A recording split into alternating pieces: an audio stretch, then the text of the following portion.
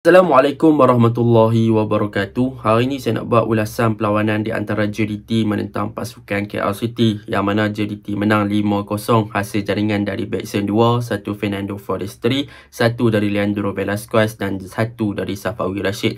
Gol dari Safawi tu memang marvelous and superb lah. Pada perlawanan ni kita boleh tengok bagaimana JDT berjaya menunjukkan corak serangan yang baru di bawah kendialan coach mereka iaitu Hector Bidoglio, dan bagaimana JDT bermain dengan sabar apabila bertemu dengan pasukan seperti KL City yang bermain dengan sit deep dan juga cuba melakukan beberapa kali counter attack. Namun counter attack yang dilakukan oleh pasukan KL City dengan mudahnya boleh dipatahkan oleh barisan pertahanan pasukan JDT yang begitu solid dan juga berdisiplin pada perlawanan semalam. Baiklah, tanpa membuang masa, mari kita masuk ke dalam ulasan perlawanan. Untuk ulasan perlawanan kali ini, saya akan mulakan dengan pasukan JDT. Apakah yang saya suka tentang JDT pada perlawanan ini? Yang pertama saya suka adalah tentang defense department mereka, iaitu kalau lihat kepada di atas kertas, JDT lebih kepada penggunaan back 3. Tetapi sebenarnya penggunaan back 3 JDT ni lebih kepada asas untuk menyerang sahaja.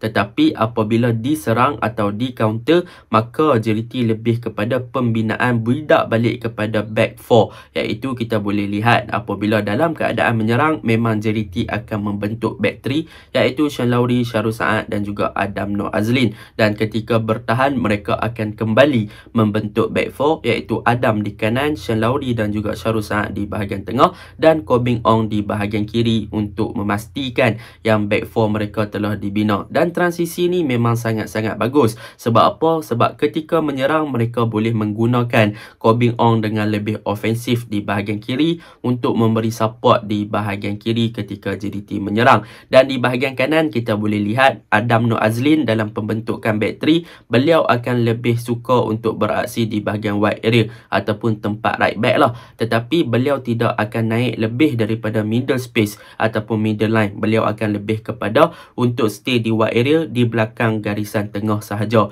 Dan ada beberapa kali sekiranya Adam involve untuk naik, maka dia akan lebih kepada backup kepada Arif Aiman. Tetapi beliau tidaklah seofensif Koh Beng Ong di bahagian kiri. Itu yang boleh saya cakapkan tentang defense department pasukan JDT yang pertama. Hasil daripada mereka build up lebih kepada back 3 dan hasil daripada mereka bertahan lebih kepada pembinaan balik back 4. Ini boleh dikatakan tidak sama seperti corak permainan kalau kita guna 3-4-3. Sebab apa? Selalunya kalau guna 3-4-3 kita akan membentuk back 5 di belakang ketika bertahan. Tetapi tidak berlaku kepada JDT. Mereka lebih kepada pembinaan asal balik kepada football, iaitu asas back 4 sekiranya mereka bertahan, berbanding ketika mereka menyerang ataupun build up daripada bawah, mereka menggunakan formation back 3. Itu yang pertama. Yang kedua, apa yang boleh kita belajar juga daripada formation ataupun defense department pasukan JDT ni adalah tentang pembentukan back 3, yang mana mereka sentiasa mengekalkan shape mereka, iaitu bentuk, yang mana kita boleh tengok sekiranya JDT cuba untuk build up daripada bawah, mereka akan meletakkan Hong Wan di hadapan satu center back dan mereka akan push Sean Lowry untuk berada di bahagian kiri bertindak sebagai left wide center back, dan mereka akan push Sean Lowry untuk berada di bahagian kanan, dan mereka akan letakkan Syarul Saad sahaja sebagai seorang seorang single center back di belakang. Dan boleh dikatakan bentuk ni adalah lebih kepada diamond shape ketika mereka cuba untuk build up daripada bawah menggunakan Syarul Saad, Sean Lowry, Adam Noor Azlin dan juga Hong Wan. Dan dalam pembentukan diamond shape ni memang Hong Wan memainkan peranan yang penting. Apabila Hong Wan akan bertindak untuk kekal di hadapan Syarul Saad untuk memastikan diamond shape tu terbentuk, ataupun Hong Wan akan kembali menggantikan tempat Syarul Saad dan push Syarul Saad ke bahagian kanan lebih sedikit dan Sean Lowry lebih kepada bahagian kiri untuk memberi kebebasan kepada Adam dan juga Koh Beng Ong untuk bergerak di bahagian wide area lebih tinggi. Jadi itu yang boleh saya katakan yang kedua tentang defense department pasukan JDT ketika mereka nak build up dalam diamond shape. Yang ketiga tentang defense department JDT tentang build up daripada bawah, di bawah kendialan taktikal yang baru ni, penglibatan Farizal Malias juga telah memberi impak yang positif ketika JDT cuba nak build up. Macam saya cakap pada awal video tadi, JDT akan build up daripada bawah, tetapi akibat daripada corak permainan KL City yang lebih more to defend dan duduk terlalu rendah ataupun low block, maka JDT akan cuba untuk melibatkan Farizal ketika build up daripada bawah supaya pemain-pemain KL City keluar daripada comfort zone mereka untuk melakukan pressing. So penlibatan Farizal untuk build up daripada bawah juga telah memberikan advantage kepada JDT untuk lebih sabar dan lebih ambil masa untuk attract opponent untuk naik ke atas sebelum JDT melakukan hantaran-hantaran jauh ataupun hantaran-hantaran pendek ke bahagian hadapan. Itu yang boleh saya ceritakan tentang defense department pasukan JDT, sama ada daripada transisi mereka menyerang dan juga transisi ketika mereka bertahan. Dan yang terakhir tentang defense department pasukan JDT ni, kita boleh tengok mereka sentiasa bermain dengan defensive line yang tinggi. Dan dalam pada masa yang sama, apa yang saya suka tentang defense department ni adalah tentang recovery phase dan juga bagaimana mereka membaca corak permainan pasukan KL City yang sentiasa menggunakan long ball ataupun direct kepada bahagian serangan untuk mencari Jordan Minta, Paulo Josue ataupun Romain Morales ketika melakukan counter attack. Dan dari situ mereka boleh untuk mematahkan pasukan KL City punya counter attack, sama ada daripada segi interception, blocking ataupun tutup passing lane, dan yang paling penting ada beberapa kali mereka berjaya untuk memastikan yang pemain KL City termasuk dalam mereka punya offside trap. Jadi memang defense department pasukan JDT ni bukan sahaja untuk bertahan, tetapi mereka juga telah mempengaruhi barisan serangan JDT daripada segi mereka punya build up daripada bawah apabila bertemu dengan pasukan yang bermain dengan low block ataupun sit deep ni lah, seperti pasukan KL. Itu tentang defense department. Kita masuk pula ke tentang midfield pasukan JDT. Semalam JDT menggunakan Leandro, Nazmi Faiz dan juga Hong Wan yang bertindak sebagai nombor 6 ataupun defensive midfielder ataupun single pivot lah, senang kita panggil. Tetapi apa yang saya suka tentang midfield JDT pada perlawanan semalam, antara tiga pemain ini adalah peranan Leandro Velasquez, Nazmi Faiz dan juga Hong Wan. Hong Wan pada perlawanan ini boleh dikatakan beliau bertindak dengan sangat cemerlang sebagai pemain yang beraksi sebagai role number 6 apabila beliau berjaya untuk menggantikan tempat Nacho Insa dengan sangat bagus. Bagi saya, permainan ataupun corak yang ditampilkan oleh Hong Wan adalah berbeza dengan Nacho Insa. Nacho Insa daripada segi distribution ball dia lebih bagus, daripada segi agresif Nacho Insa lebih bagus. Tetapi Hong Wan mempunyai corak permainan yang lebih tenang apabila pegang bola, dan dia adalah player yang lebih cepat untuk melepaskan bola apabila bola ada di kaki beliau. So bermaksud apabila bola sampai ke kaki beliau, beliau dah ada option untuk passing ke hadapan ataupun kembali melakukan back pass ke belakang. So Hong Wan punya playstyle adalah lebih safe ataupun lebih selamat berbanding punya Nacho Insa punya corak permainan yang lebih suka untuk keep the ball dan bawa bola ke hadapan. So itu adalah corak yang saya suka lah tentang Hong Wan. Dia lebih better untuk play safe dan release ball lebih awal berbanding untuk simpan bola. Mungkin itu adalah kelebihan yang ada pada Hong Wan lah. Bila dia boleh release bola lagi cepat, maka pergerakan JDT ke hadapan akan jadi lagi cepat, iaitu peranan Hong Wan lah. Itu yang saya suka tentang Hong Wan. Cumanya daripada segi agresif dan juga defensif, mungkin Nacho Insa lagi better daripada Hong Wan. Tapi itu tidak mengapa, sebab Hong Wan boleh belajar dari masa ke semasa untuk memperbaiki corak defensif dia. Itu yang boleh saya cakap tentang Hong Wan. Untuk Leandro dan juga Nazmi Faiz pada perlawanan ni, mereka berdua memang berjaya untuk kontrol bahagian tengah dengan sangat baik lah, terutamanya Leandro. Boleh saya katakan nadi utama pasukan JDT adalah Leandro. Pada perlawanan semalam kita boleh tengok bagaimana Leandro berjaya untuk link up dengan bahagian serangan dengan baik. Dia boleh link up antara winger kanan, winger kiri. Beliau berada di merata-rata. Dia turun ke bawah untuk dapat bola, dia naik bawa bola pergi depan. Begitu juga dengan Nazmi Faiz. Apa yang membezakan midfield JDT dan juga KL adalah daripada segi mereka punya movement, yang mana kita boleh tengok apabila Leandro ataupun Nazmi ataupun Howan yang pegang bola, pemain-pemain JDT banyak melakukan pergerakan ataupun off ball movement. Apabila banyak off ball movement yang dilakukan oleh pemain JDT ni, maka mereka akan berjaya untuk berada dalam space yang tidak dikawal oleh pemain KL City. Dan mereka apabila banyak bergerak, maka pemain JDT ni banyak option untuk mereka melakukan switch play, banyak option untuk mereka melakukan passing. Jadi itu yang saya nampak bagaimana JDT berjaya untuk dominate bahagian tengah apabila banyak pergerakan pemain mereka pandai untuk cari ruang kosong, off ball movement mereka mantap. So mereka boleh melakukan switch play, mereka boleh open game dengan sangat mudah, bagaimana mereka boleh change side daripada bahagian kanan buka kepada defend, buka balik kepada bahagian kiri. Benda macam tu selalu JDT buat, ataupun bahagian kanan ke tengah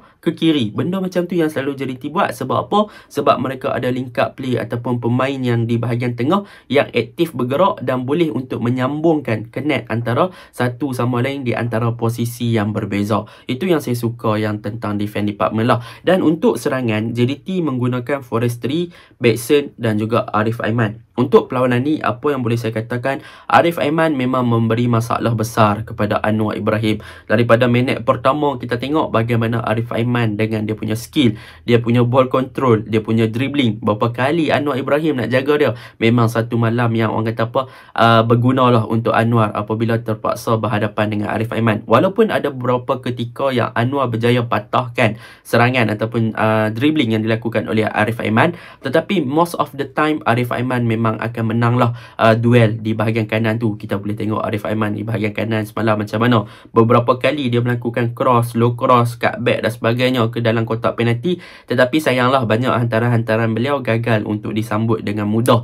And jadi benda tu yang perlu kita cakap tentang JDT, and bagaimana mereka nak manfaatkan kelebihan ataupun utilize the optimum ataupun maximum potential yang ada pada Arif Aiman ni, advantage yang ada pada dia, bagaimana mereka nak menggunakan Arif Aiman ni sebaik-baiknya untuk menjaringkan gol ataupun untuk melakukan assist. Sebab apa saya berkata begitu? Sebab kita lihat apabila Safawi masuk, kita boleh tengok bagaimana Safawi bermain di tempat Arif Aiman, dan Safawi adalah typical player yang boleh saya katakan daripada segi goal scoring, Safawi adalah better. Bila dapat peluang, dia boleh score berbanding dengan Arif Aiman yang mana dia ada kelincahan, dia boleh assist, dia boleh passing, tetapi daripada segi goal scoring dia agak kurang. So kat sini dia akan jadi persaingan yang sengit lah apabila ada dua player yang versatile. Safawi dengan typical gameplay yang berbeza tetapi boleh score, Arif Aiman dengan typical game yang berbeza tapi susah sikit nak score. So persaingan yang sihat di bahagian kanan untuk JDT, sama ada head to nak pilih Arif Aiman ataupun nak pilih Safawi. Safawi pula lah ni dia punya cut in, dia punya shoot luar kotak penalti dah boleh balik lah. So benda ni mungkin akan menggugatkan sedikit kedudukan Arif Aiman sekiranya dia tak improve untuk menjadikan diri dia lagi baik dan juga menjadikan dia lagi special berbanding Safawi yang boleh score. So itu yang saya suka lah untuk Arif Aiman dan juga Safawi. Untuk Backson dan juga Forestry, kita tak payah cakap banyak lah. Dua kualiti import yang ada pada JDT yang memang suka untuk mengucang-ngacirkan pertahanan lawan. Gerakan Backson untuk gol kedua dia tu memang orang kata apa, Ronaldo Ting. Dia boleh masuk beat Kamal Azizi dengan seorang lagi player KL City dan tewaskan Kevin Mendoza. Apa lagi yang kita nak daripada dua player ni selain daripada mereka punya work rate, daripada mereka punya finishing? Kedua-dua player ni dah boleh suit dengan baik tactical JDT yang diterapkan pada peranan semalam.